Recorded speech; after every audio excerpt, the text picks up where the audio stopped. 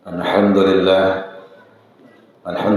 nahmaduhu wa nasta'inuhu wa nastaghfiruh wa na'udzu billahi min shururi anfusina wa min sayyiati a'malina may yahdihillahu fala mudilla lahu wa may yudlilhu fala hadiya lahu asyhadu an la ilaha illallah wahdahu la syarika lahu wa asyhadu anna Muhammadan 'abduhu wa rasuluhu la nabiyya ba'da. Allahumma salli wa sallim wa barik ala hadzal nabiyil karim sayyidina habibina wa syafi'ina wa maulana Muhammad wa ala alihi wa ashabihi ajma'in. Amma ba'du, fa ya ibadallah usikum wa iyaya bi taqwallah wa ta'atihi la'allakum turhamun. Qala Allah Ta'ala fi kitabihil karim, a'udzu billahi minasy syaithanir rajim. Bismillahirrahmanirrahim.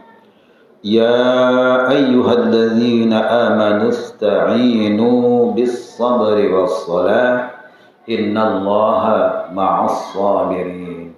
Wa qala aydan wasta'inu bis-sabri was-salah wa innaha lakabiratun illa 'alal khashi'in alladzina yadhunnuna annahum mulaqu rabbihim wa annahum ilaihi raji'un. Shadaqallahul 'azim. Saudaraku kaum muslimin jemaah Jumat rahimakumullah. Baru saja kita bacakan dua ayat di dalam surah Al-Baqarah. Yang pertama tadi di ayat 153 dan senada juga dengan ayat yang ke-45. Mengapa kami mendahulukan membaca ayat 153? Coba kita telisiki apa saja isinya. Artinya, wahai orang-orang yang beriman, itu yang pertama. Jadi ditujukan hanya orang-orang yang beriman, orang yang muslim. Ista'inu, mintalah, bermohonlah tentunya kepada Allah. Bis-sabri was-salat, dengan memperbanyak sabar satu, wassalah, dan yang kedua salat, itu syaratnya. Jadi di dalam kita menjalani kehidupan sehari-hari tidak bisa dielakkan lagi bahwa kita berinteraksi dengan Allah Subhanahu wa ta'ala setiap detik. Tapi banyak waktu yang tidak kita sadari. Kapan kesadaran kita? Ya 5 waktu itu saja. Waktu kita sholat. Ya mungkin ada waktu-waktu yang lain. Barangkali pada saat kita ingat atau berzikir kepada Allah. Artinya bahwa kebanyakan kita terlena. Bahwa kita ini sesungguhnya terhubung, terakses selalu, senantiasa, setiap tarikan nafas kita, setiap kerdipan mata kita, setiap detak jantung kita, sesungguhnya kita senantiasa terakses langsung dengan Allah Subhanahu wa ta'ala. Oleh karena itu, maka tiada tempat kita meminta, memohon hanya kepadanya. Apalagi pada saat kita membaca Al-Fatihah. Iyyaka na'budu wa iyyaka nasta'in. Hanya kepada Engkau kami mengabdi, itu hak Allah untuk kita mengabdi kepadanya, untuk kita menghamba kepadanya. Yang kedua, baru hak kita, wa iyyaka nasta'in. Kalau Allah berhak untuk disembah, maka kita wajib untuk menyembahnya. Tetapi Kalau kita berhak memohon, meminta kepada Allah, jangan salah. Allah tidak wajib memenuhi panggilannya atau memenuhi permohonan kita. Kenapa dikatakan Allah tidak wajib? Siapa yang mewajibkan Allah? Kalau umpamanya dia tidak memenuhi doa kita, apakah dia berdosa? Nah, ini perlu kita pahami. Jadi tidak balance ya. Kalau ayat yang pertama, iyyaka na'budu, hanya kepada Engkau kami menyembah, kami mengabdi, itu hak Allah. Makanya la ilaha illallah, tiada zat yang berhak untuk disembah. Itu artinya. Illallah, kecuali Allah. Sekali lagi kami tegaskan bahwa itu hak Allah, maka kewajiban kita mengabdi kepadanya. Tetapi di ayat sambungannya, wa iyyaka nasta'in, itu tidak bisa dibalancekan, tidak bisa, tidak boleh, bahkan salah total. Mengapa? Kalaupun kita berhak memohon, meminta kepada Allah, maka bukan kewajiban Allah untuk memenuhi permohonan kita. Awas, hati-hati betul. Ya, beda dengan terhadap sesama hamba. Jadi begitu frame-nya. Nah, selanjutnya di ayat 153 tadi, wasta'inu bis-sabri was-shalah, innallaha ma'as-sabirin. Allah senantiasa beserta orang-orang yang sabar. Itu syarat yang ketiga. Kita memohon kepada Allah. Artinya Allah itu sangat suka dengan orang-orang yang mampu mengendalikan nafsunya. Oleh karena itulah, maka untuk menambah bobot kemampuan kita agar dapat mengendalikan nafsu kita, maka Allah tambah dengan Ramadan, yang insya Allah 1 bulan lagi akan kita masuki. Tadi sudah dikatakan oleh MC, sekarang sudah memasuki bulan Sya'ban, artinya 28 hari kan, maksimal 29 hari. Persis 1 bulan lagi kita akan memasuki bulan Ramadan. Di situ vitamin tambahan atau alat tambahan oleh Allah dengan cara berpuasa, yaitu mengendalikan nafsu. Jadi Allah suka dengan orang-orang yang mampu mengendalikan nafsunya. Cita-cita, angan-angan, asa, setinggi apapun, kalau tidak disertai dengan kemampuan mengendalikan nafsu dengan sabar, maka Allah tidak menyukainya. Itu yang ketiga ya. Kemudian kita kembali ke surat Al-Baqarah ayat yang ke-45 tadi. Wasta'inu bis-sabri was-shalah wa innaha lakabiratun. Nah, memang berat. Yang ketiga ini memang berat, tiga-tiganya berat. Lakabiratun, memang berat. Untuk memohon kepada Allah dengan sabar, syarat yang beriman, dan yang kedua, yang ketiga tadi itu adalah dengan mengendalikan nafsu. Memang berat sekali. Sebab kita ini juga senantiasa ada qarin yang menyertai diri kita. Makanya Allah peringatkan, wa may yakunish syaitanu lahu qarina fasa'a qarina.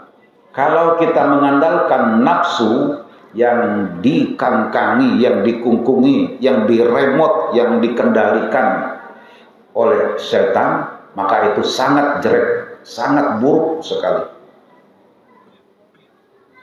Fasa'a qarina. Setan itu adalah teman yang paling jahat. Saya pernah mendengar cerita bahwa ternyata makhluk yang paling kuat itu adalah justru setan, jin, iblis. 3 nama tapi 1 oknum.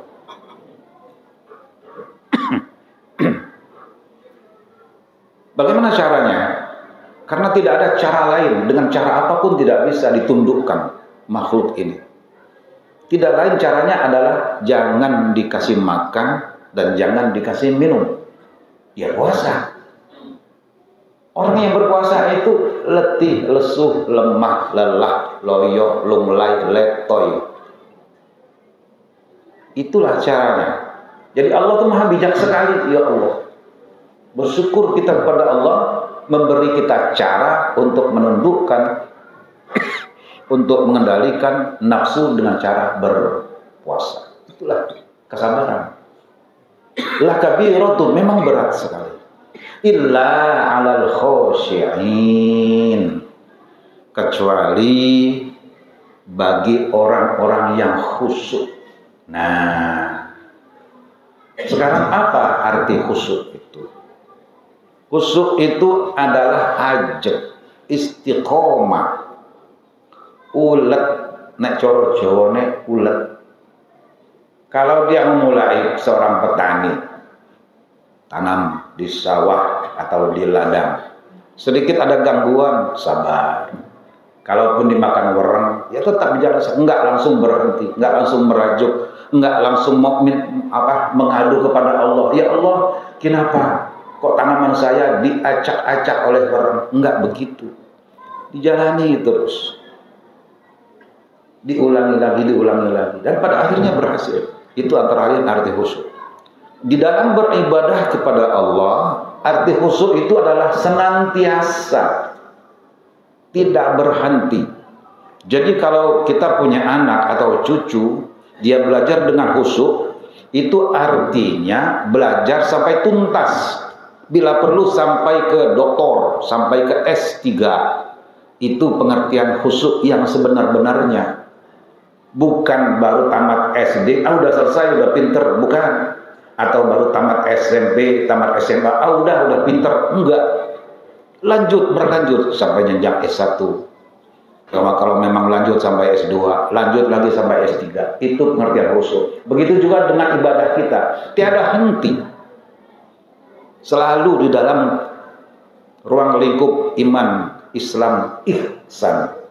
Makanya Allah melarang kita mati. Kita nggak boleh mati oleh Allah, supaya kita hidup terus. Bagaimana kata Allah? Wala tamutunna, jangan mati, jangan mau mati. Itu kan aneh. Illa wa antum muslimun, kecuali dalam keadaan Islam, iman. Ya, selama itu kita khusyuk menjalani dalam kerangka beribadah, mengabdi kepada Allah Subhanahu wa ta'ala. Nah, dengan kerangka pola pikir yang seperti ini, mindset yang seperti ini, insya Allah ya, kita akan selalu dikaruniai dan mendapat fadilah dari Allah Subhanahu wa ta'ala. Sebab diawali dengan perintah ista'inu. Dan Allah juga memberikan janji, ujibu da'watad da'i idza da'an. Saya selalu memenuhi permintaanmu apabila kamu tidak segan-segan, tidak malu, tidak henti-henti memohon kepadaku. Falyastajibuli, maka di dalam itu juga syarat yang keenam adalah optimis. Falyastajibuli, optimis. Wal yu'minu bi la'allahum yarsyudun. Saudara kaum muslimin jamaah Jumat rahimakumullah, kesimpulan bahwa kita wajib memohon hanya kepada Allah Subhanahu wa taala dengan syarat satu, optimis, yakin dengan penuh keyakinan, keimanan. Falyastajibuli wal yu'minu bi, bahwa Allah itu pasti akan mengabulkan. Cuma kita tidak tahu apakah dalam waktu dekat atau apakah dalam waktu panjang, jangka panjang, atau mungkin justru di akhirat nanti Allah mengabulkan. Tapi yakinlah bahwa Allah tidak akan mengingkari janji. Innallaha la yukhliful mi'ad. Demikianlah, semoga bermanfaat. Barakallahu li wa lakum fil Qur'anil azim. ونفعني وإياكم مما فيه من الآية والذكر الحكيم وتقبل مني ومنكم تلاوته إنه هو الغفور الرحيم. اللهم صل على سيدنا محمد وعلى آل سيدنا محمد.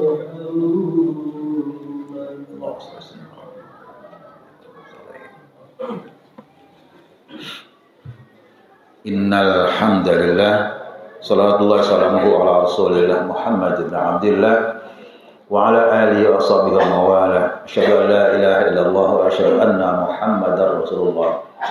Allahumma shalli wa sallim ala hadan nabiyil karim sayyidina Muhammadin wa ala alihi wa sahbihi ajma'in.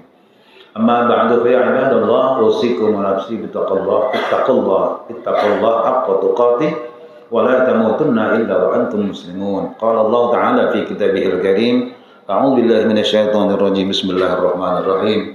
Innallaha wa malaikatahu yusholluna 'alan nabi ya ayyuhalladzina amanu shallu 'alaihi wa sallimu taslima warhamna ma'ahum bi rahmatika ya arhamar rahimin. Allahumma ighfir lil muslimina wal muslimat wal mu'minina wal mu'minat al ahya'i minhum wal amwat wa tabi' bainana wa bainahum bil khairat rabbighfir warhamna anta khairur rahimin. واغفر لنا ولإخواننا الذين سبقونا بالإيمان ولا تجعل في قلوبنا غلا للذين آمنوا ربنا إنك رؤوف رحيم.